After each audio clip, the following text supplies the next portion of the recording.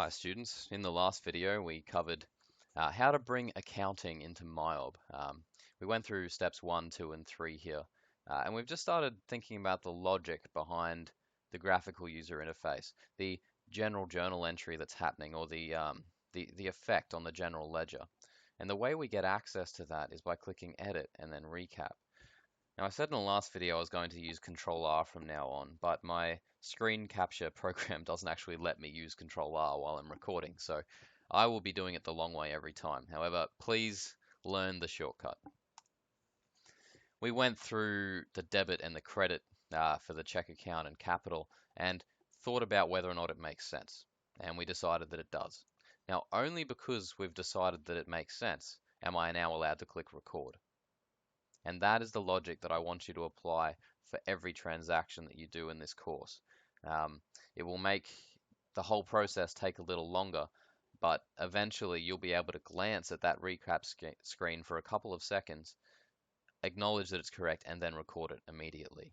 And once you can do that, you'll become very, very valuable to any employer who will be having you use MYOB.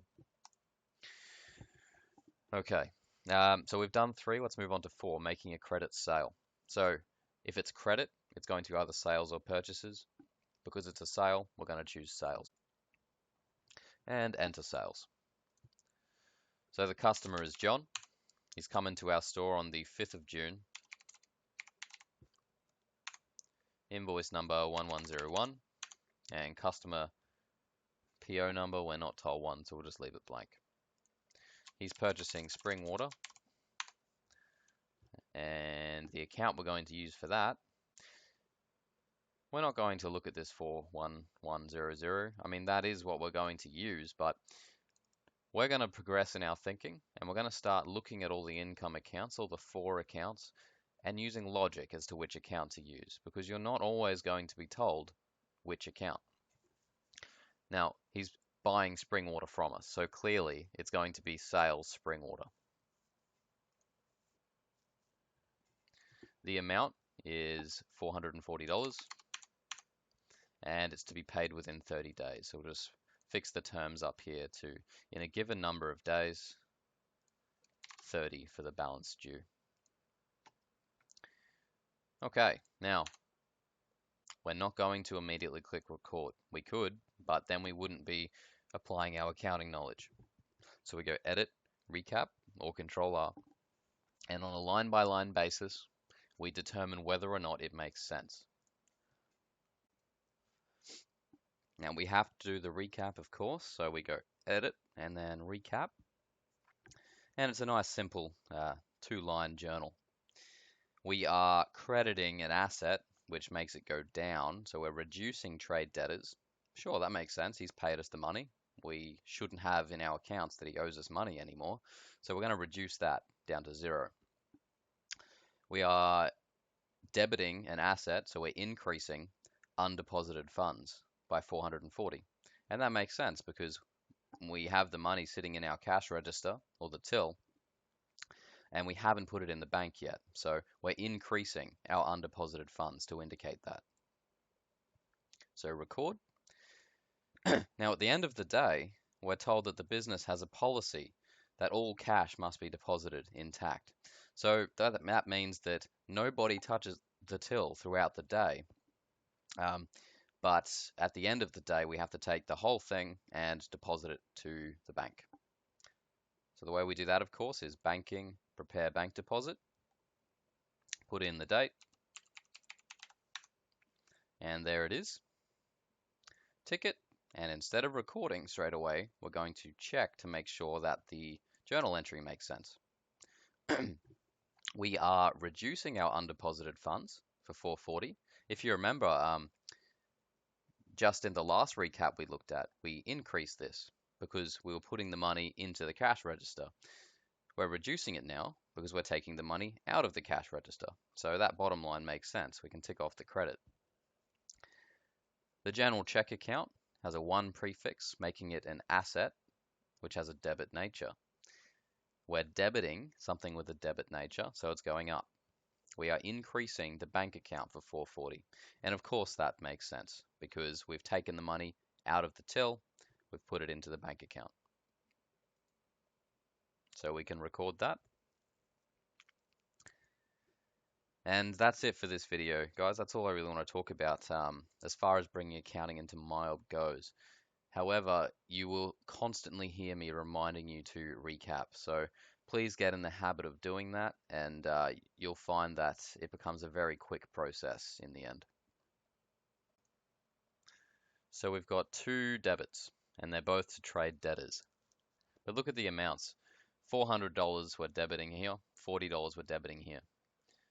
Now those of you more mathematically minded would see that that's 10% of that, and recognize that the GST down here is $40. So you can see that what MYOB is doing is it's splitting the GST out from the sale value.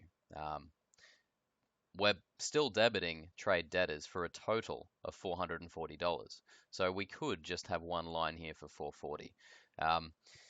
But MYOB likes to split it out, so. All right, now trade debtors, what type of account is it? It's got a 1 prefix, makes it an asset. Debit nature, and we're debiting it. So if you do the same as the nature in the journal, then we increase the account. Doesn't make sense for us to increase trade debtors if we're making a credit sale.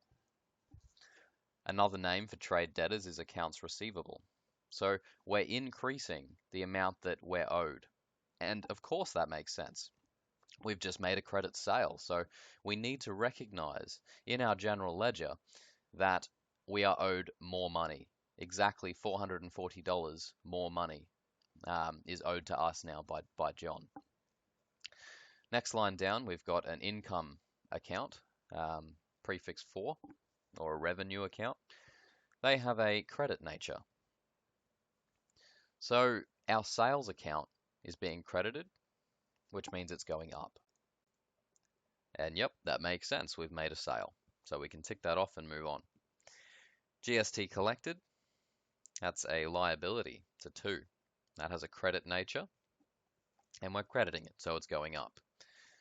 Now think about that for a second. Does that make sense? Now, I suppose it depends whether or not you understand what GST is. GST collected, it's an account that represents the 10% that we have collected off this sale, $40. But we don't get to keep that 10%. We have to give it to the Australian Taxation Office. The GST tax is essentially making people who sell items the tax collectors instead of the ATO doing it. So we have, as a business, collected $40 worth of tax, but we don't get to keep it. We have to give that to the ATO. Or another way of saying that is that we owe $40 to the ATO. So if we owe it to them, then yes, we should be increasing the liability for $40. So we've ticked off all the items there, and we can go ahead and record it then. Okay, final question. We're receiving payment for a credit sale. So in order to do that, we have to go to sales, follow the arrow on from the enter sales option to receive payments. Now we're told that we got a group with undeposited funds and that cash must be deposited intact daily. So we're going to group with undeposited funds. The customer was John. He's paid us on the 29th for the full balance of the invoice 1101 owing. Okay, so that was $440. He's paid us cash, and we need to apply it against that invoice. So what that's going to do is it will take the amount applied off this total due amount.